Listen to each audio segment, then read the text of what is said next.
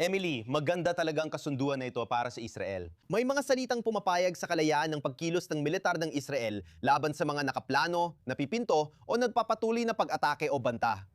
Emily, malawak ang saklaw ng mga ito. Ngayon, maaring malawak ang mga salita pero nalilimitahan pa rin ng sitwasyon. Kung nasa prosesong diplomatiko ang Israel na pinangugunahan ng US at may mungkahi si Donald Trump na magpulong ang mga lider sa White House, magiging malaking limitasyon ito sa militar ng Israel kahit nagbibigay ang teksto ng mas malawak na kalayaan sa pagkilos.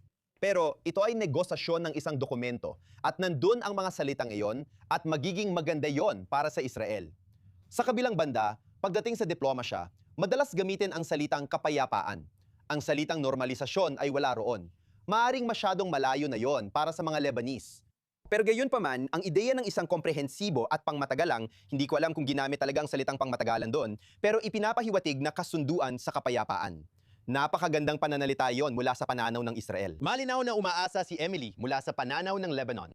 Sa tingin ko, kapag tinitingnan ng Israel at ng pamahala ang Israeli ang layunin dito, malinaw na malinaw ang layunin.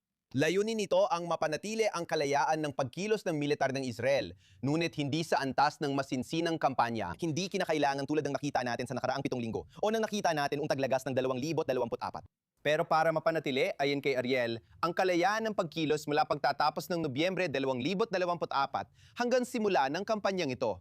Kasabay nito, ipagpatuloy ang diplomasya sa Lebanon para makamit ang pangunahing hangarin. Emily, nung Israel aktibong lumalaban sa Hezbollah, pero sabay na nagno-normalize ng relasyon sa Lebanon. Di ako makakamit ng Israel lahat yon, pero yun ang direksyon.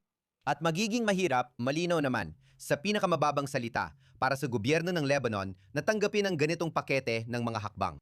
Pero sa huli, Emily, ito ay isang gobyerno ng Lebanon na, katulad ng Israel, gusto ring mawala ang Hezbollah at nais mapabilang sa impluensya ng US. Napakalinaw niyan based sa lahat ng nakita natin itong nakaraang 2 linggo.